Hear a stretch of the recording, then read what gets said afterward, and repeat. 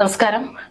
കഴിഞ്ഞ കുറച്ച് കാലങ്ങളായിട്ട് കൃത്യമായി പറഞ്ഞ നമുക്ക് ഈ 2025 പിറന്നതിന് ശേഷം ഓരോ ദിവസം കഴിയുന്തോറും പുറത്തു വരുന്ന വാർത്തകൾ കേൾക്കുമ്പോൾ നമുക്ക് പരസ്പരം അങ്ങോട്ടും ഇങ്ങോട്ടും ചോദിക്കാനുള്ള ഒരു ചോദ്യമാണ് എന്താണ് ഈ കേരളത്തിൽ നടക്കുന്നത് എന്നുള്ളത്.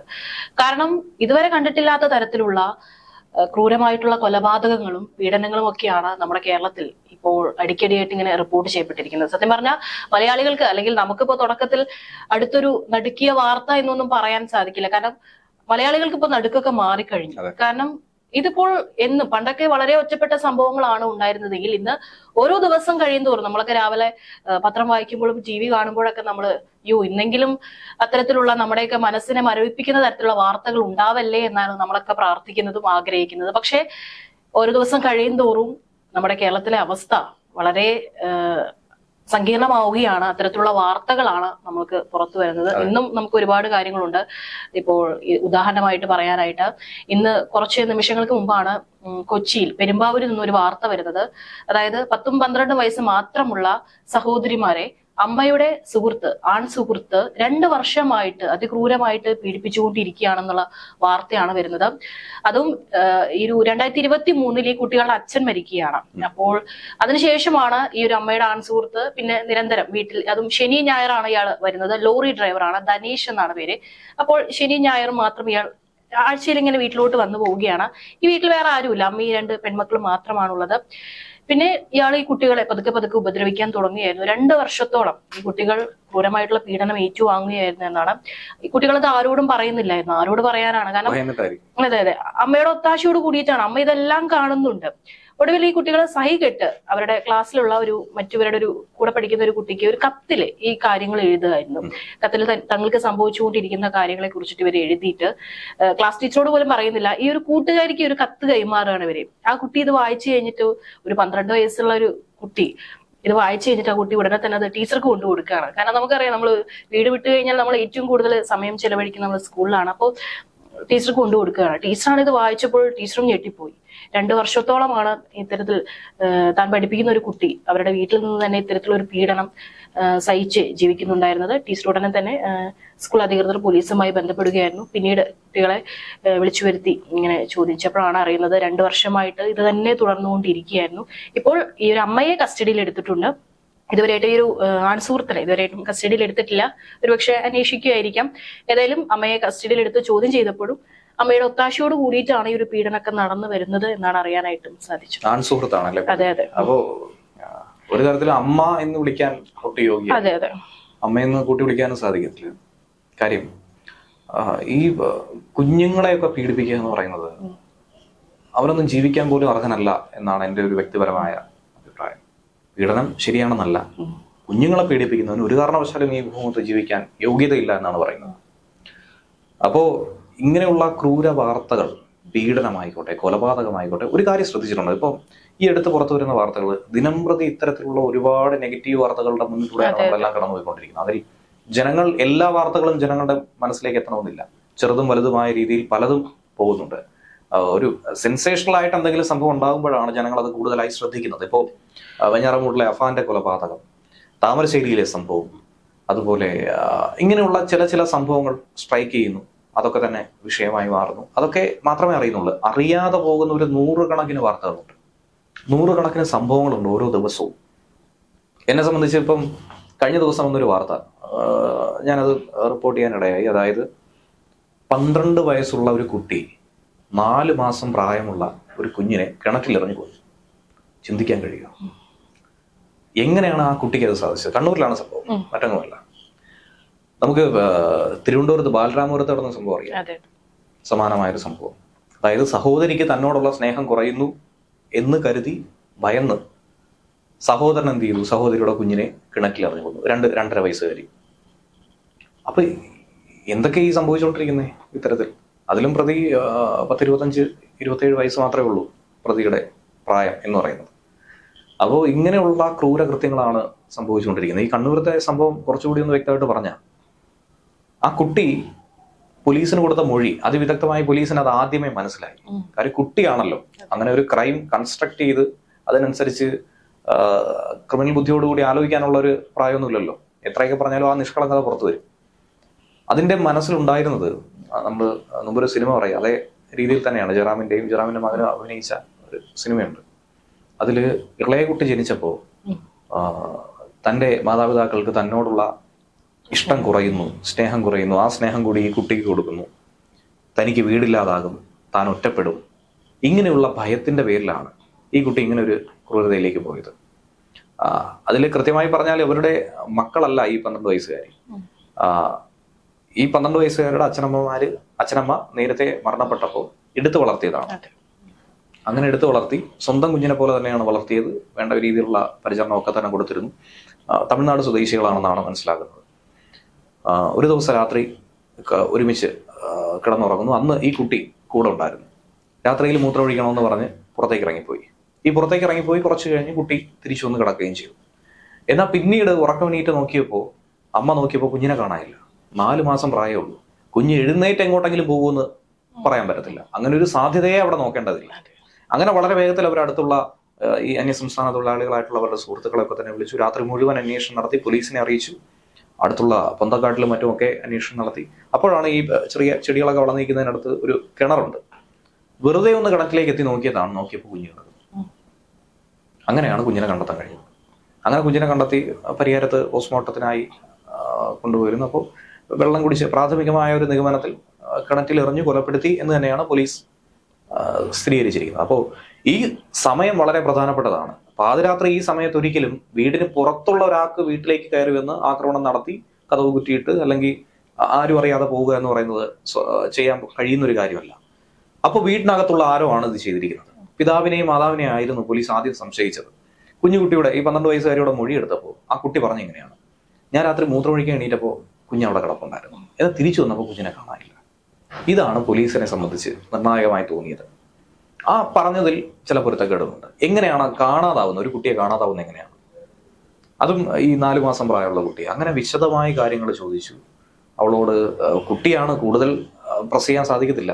അപ്പം വളരെ സ്നേഹത്തോടെ കാര്യങ്ങൾ ചോദിച്ചപ്പോൾ പൊട്ടിക്കരഞ്ഞുകൊണ്ട് പറയുകയാണ്, ഞാൻ കിണറ്റിൽ എറിഞ്ഞു കൊന്നു എന്നാണ് പറഞ്ഞത്. എന്തിനു ചെയ്തു? ഇനിയിപ്പം ഒരു കൃത്യം ചെയ്തു, കുറ്റകൃത്യം ചെയ്തു, മോട്ടീവ് കൂടി കാണൂലേ, എന്തിനു ചെയ്തു എന്ന് ചോദിച്ചപ്പോഴാണ് അവൾ പറയുന്നത്, ഇതെന്റെ വീടാണ്, എനിക്ക് ഈ വീട് നഷ്ടപ്പെടും, എനിക്കത് പേടിയാണ്, ഇവരെ എനിക്ക് നഷ്ടപ്പെടുമെന്ന് പേടിയാണ്, എനിക്ക് കിട്ടുന്ന സ്നേഹം ഈ കുഞ്ഞിലേക്ക് പോകുമെന്നുള്ള പേടിയാണ്. ഇത്തരത്തിലുള്ള പേടി മൂലം ഈ കുട്ടി ചെയ്തതാണ്. എന്നാൽ ഇത് ചെയ്തു കഴിഞ്ഞാൽ ഇനി എന്താണ് ഉണ്ടാവുക, തന്റെ ജീവിതത്തെ എങ്ങനെയായിരിക്കും ഇത് മാറ്റിമറിക്കുക, ഇങ്ങനെ ഒന്നും തന്നെ ചിന്തിക്കുന്നില്ല. 12 വയസ്സാണ് പ്രായം. ഇത്തരത്തിലുള്ള ഒരു തലമുറയാണ് നമുക്കിപ്പോൾ ഉണ്ടായിക്കൊണ്ടിരിക്കുന്നത്. അതിൽ അതിയായ വിഷമമുണ്ട്. ഇപ്പോൾ നമ്മൾ ഏറ്റവും അടുത്ത് ഇന്നിപ്പോൾ വന്ന വാർത്ത, അതായത് ഷിബിലെ യാസർ എന്ന് പറയുന്ന ഒരാൾ വെട്ടിക്കുന്ന ഒരു സംഭവം, ഭാര്യ ഭർത്താവ് തമ്മിലുള്ള. അതായത് ഭക്ഷണം കഴിച്ചുകൊണ്ടിരിക്കുന്ന ഭാര്യയെ നേരെ കത്തി കൊണ്ടുവന്ന് കഴുത്തിൽ കുത്തിയിറക്കുകയാണ്. ഈ സമയത്ത് 3 വയസ്സുകാരി മകൾ അവിടെ കണ്ടുകൊണ്ടിരിക്കുക ഈ ക്രൂരകൃത്യം. ഈ ഏറ്റവും ഒടുവിൽ ഇപ്പൊ പുറത്തു വരുന്ന ഒരു വാർത്ത, ഞാൻ ഇപ്പോഴാണ് അത് ശ്രദ്ധിക്കാനിടയായത്. അതായത് നേരത്തെ ഉമ്മയെ വെട്ടിക്കുന്ന ആഷിഖ് എന്ന് പറഞ്ഞൊരു പ്രതി ഉണ്ടായിരുന്നു, കോഴിക്കോട് തന്നെയാണ് ഇത്, ഈങ്ങാപ്പുഴ.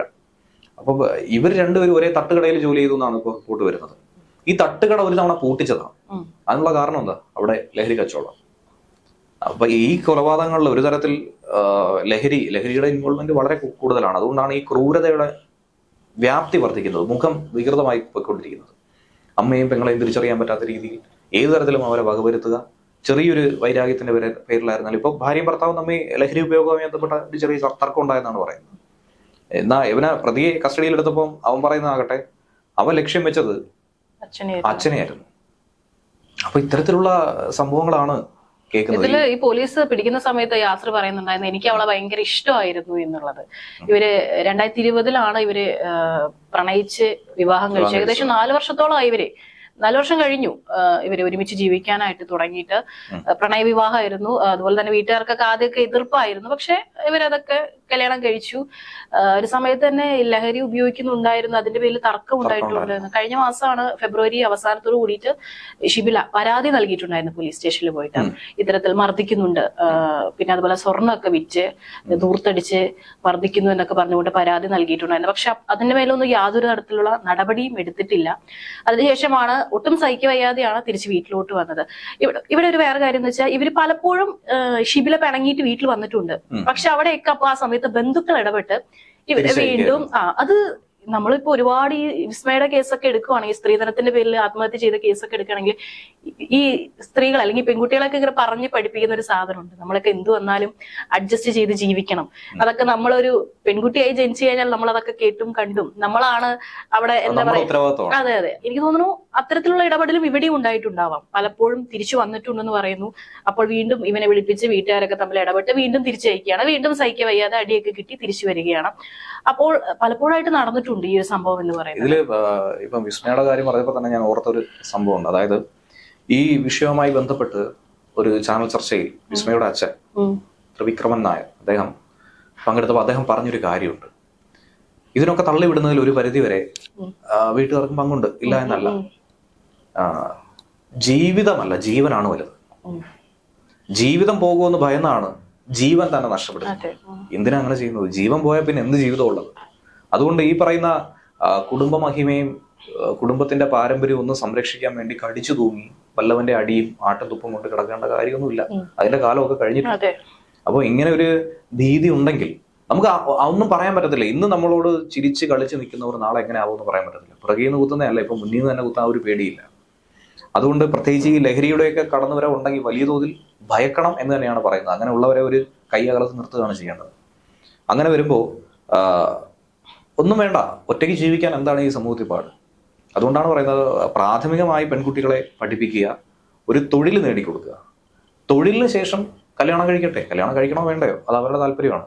അവരുടെ താല്പര്യത്തിന് കൂടി ദൈവികത ഈ മാതാപിതാക്കൾ വില കൽപ്പിക്കണമെന്നാണ് ഒരു പരിധിവരെ ഈ വിഷയങ്ങളിൽ പറയാനായിട്ടുള്ളത്.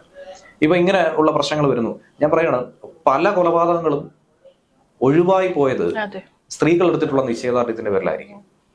പക്ഷെ അവർ ആ നിശ്ചയദാർഢ്യം സ്വീകരിച്ചതിന്റെ പേരിൽ ഇന്നും സമൂഹത്തിന്റെയും ബന്ധുക്കളുടെയും കുത്തുവാക്കുകൾ കേട്ട് പടപൊരുതുന്ന ഒരുപാട് പേര്.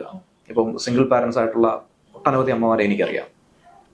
അല്ലെങ്കിൽ കുട്ടികളിൽ ഡിവോഴ്സ് ആയിട്ടുള്ള ശ്രദ്ധിച്ചാൽ മതി. ഇപ്പോൾ കേരളത്തിലെ നിന്ന് ഞാൻ ഇത് ആക്കി പറയുകയല്ല, സംസ്ഥാനത്തും എല്ലാ സംസ്ഥാനങ്ങളിലും ഉണ്ട്. എന്നിരുന്നാലും നമുക്കറിയാവുന്ന ഒരു കാര്യമായതുകൊണ്ട് കേരളത്തിലൊരു 30 വയസ്സ് കഴിഞ്ഞ, നേരത്തെ വിവാഹം കഴിഞ്ഞവരായിരിക്കാം, എന്നിരുന്നാലും 30 വയസ്സ് കഴിഞ്ഞ ഡിവോഴ്സ് നേടിയ ഒട്ടനവധി സ്ത്രീകളുണ്ട്. അവരൊന്നും അടുത്ത വിവാഹത്തിലേക്കല്ല പോകുന്നത്. അവർക്ക് ഒരുപക്ഷെ കുട്ടികൾ കാണാം, അല്ലെങ്കിൽ കുട്ടികളില്ലായിരിക്കാം. അവർ ലക്ഷ്യം വയ്ക്കുന്ന അവരുടെ കരിയറാണ്. അവർക്ക് നല്ലൊരു നിലയിൽ എത്തുക എന്നുള്ളതാണ്. അതിനുശേഷം അവർക്ക് പാർട്ണറെ തീരുമാനിക്കാമല്ലോ, അവർക്ക് തിരഞ്ഞെടുക്കാം. അത് ശരിയായൊരു തിരഞ്ഞെടുപ്പായിരിക്കും. ഒരു മുൻ അനുഭവം ഉള്ളതുകൊണ്ട് തന്നെ കുഴിയിലേക്ക് ചാടാനായി പിന്നീട് അവർ പോകത്തില്ല. എപ്പോഴും നമ്മൾ പറയുമല്ലോ, ഒരു മുൻ അനുഭവം ഒരു തരത്തിൽ നല്ലതാണ്. കൈപ്പേറിയ അനുഭവം എല്ലാത്തിലും, പ്രണയത്തിലായിരുന്നാലും സൗഹൃദത്തിലായിരുന്നാലും ഒക്കെ ഉള്ളത് നല്ലതാണ്. കാര്യം അങ്ങനെയുള്ള ഒരു ചതിക്കുഴിയിലേക്ക് നമ്മൾ കാലെടുത്ത് വയ്ക്കാതിരിക്കാൻ അതൊരു നമുക്കൊരു ഗുണപാഠമായിരിക്കും. അതുകൊണ്ട് തന്നെ ഇങ്ങനെയുള്ള ചില കാര്യങ്ങൾ നമ്മൾ വീട്ടുകാർ കുറച്ചുകൂടി ഒന്ന് ലിബറൽ ആവണം എന്ന് തന്നെയാണ് പറയുന്നത്. അതാ ഞാൻ പറഞ്ഞത്, ഇതിപ്പോ ഇങ്ങനെ നമ്മളൊരു ഡിസിഷൻ എടുത്തു വരുമ്പോൾ അത് എല്ലാ വീട്ടുകാരും ഇല്ല. ചിലപ്പോ അവിടെ വന്നു കഴിഞ്ഞാലും നമ്മൾ അവിടെ നിന്ന് ഈ പറയുന്ന കുത്തുവാക്കുകൾ കേട്ടുകൊണ്ടേ. അത് ഈ വീട്ടുകാർ ചിന്തിക്കുന്ന ഒരു കാര്യമുണ്ട്. ലക്ഷങ്ങൾ മുടക്കി കല്യാണം നടത്തി, 12,000 പേർക്ക് സദ്യ കൊടുത്തു, ഇത്ര പവന്റെ സ്വർണം കൊടുത്തു, ബാധ്യത ഒഴിവാക്കി വിടുകയാണ് ചെയ്യുന്നത്. പെൺകുട്ടികളുടെ കല്യാണം എന്ന് പറഞ്ഞാൽ എന്താണ്? ബാധ്യത ഒഴിവാക്കലാണ്. കടമ നിറവേറ്റൽ എന്നൊക്കെ പറയും, പക്ഷെ ശരിക്കും ഒരു ബാധ്യത ഒഴിവാക്കി വിടുകയാണ്. ഇനി ഈ പരിസരത്തേക്ക് കണ്ടുവരുത്. ഇതാണ് സംഭവം. വേറെ സാധനം കൂടെ ഉണ്ട്. നാട്ടുകാർ എന്ത് വിചാരിക്കും, ബന്ധുക്കൾ എന്ത് വിചാരിക്കും, അവരോടൊക്കെ നമ്മൾ എന്ത് മറുപടി പറയും, ആ ഒരു സംഭവം കൂടെ സംഭവമാണ്. ഇതില് ആരെയും ബോധിപ്പിക്കാനല്ലോ, അവനവന്റെ ജീവിതമാണ്. മറ്റുള്ളവൻ പറയുന്നത് കേട്ട് ജീവിക്കാനുള്ളതല്ല ജീവിതകാലം മുഴുവൻ. അല്ലെങ്കിൽ അവനെന്ത് വിചാരിക്കുമെന്ന് കരുതി ജീവിക്കേണ്ടതല്ല. നമ്മുടെ ജീവിതമാണ്. ഈ ലോകം വളരെ വലുതാണ്. ഈ ഇടുങ്ങിക്കൂടിയ ചിന്താഗതിയുള്ള ആളുകൾ പറയുന്നത് കേട്ട്, ഈ പറയുന്ന ആളുകളൊന്നും ഈ ലോകം കണ്ടിട്ടില്ല. ഈ ലോകം കാണാൻ ഒരുപാട് സംഭവങ്ങളുണ്ട്, ഒരുപാട് സ്ഥലങ്ങളുണ്ട്, നല്ല നല്ല ആഹാരങ്ങളുണ്ട്. ഇതൊക്കെ കഴിക്കാം, കാണാം, ആസ്വദിക്കാം. അതിനൊക്കെയുള്ള അവസരമുണ്ട്. വിവാഹം മാത്രമല്ല ഒരു ജീവിതത്തിന്റെ അവസാനം എന്ന് പറയുന്നത്. എന്ന് വെച്ച് വിവാഹം കഴിക്കരുത് എന്നല്ല. പക്ഷെ ഇപ്പോൾ ഏറ്റവും അടുത്ത് പഠനങ്ങൾ വരുമ്പോൾ സ്ത്രീകൾക്ക് ഇപ്പോൾ വിവാഹത്തോട് താല്പര്യമില്ല എന്നുള്ള റിപ്പോർട്ട് അടക്കം വരുന്നുണ്ട്. ഇങ്ങനെയുള്ള റിപ്പോർട്ട് പോലും വരുന്നത് ഇത്തരത്തിലുള്ള ചില മാതാപിതാക്കളുടെ പിടിവാശിയാണ്. അവരുടെ സ്വപ്നത്തിനനുസരിച്ച് അവരെ വിടുക, അവർ പറഞ്ഞോട്ടെ, അവർക്ക് പോകാൻ പറ്റുന്നിടത്തൊക്കെ പോകട്ടെ. അവർക്കൊരു സംരക്ഷണം കൊടുത്താൽ മാത്രം മതി. സംരക്ഷണം എന്ന് പറയുന്നതിന്റെ പേരിൽ അവരെ ഒരു മുറിക്കകത്ത് പിടിച്ചു കെട്ടിയിട്ട് നിർബന്ധപൂർവ്വം അവരെ കൊണ്ട് ചെയ്യിപ്പിക്കുക, അതല്ല സംരക്ഷണം. അവർക്ക് വേണ്ട ഗൈഡൻസ് കൊടുത്താൽ മതി, അവർക്ക് വേണ്ട സപ്പോർട്ട്, പിന്തുണ കൊടുത്താൽ മതി. അത് ചെയ്യാൻ ദയവേത് ഈ മാതാപിതാക്കൾ തയ്യാറാക്കണമെന്നാണ് ഈ ചർച്ചയിലൂടെ പറയുന്നത്.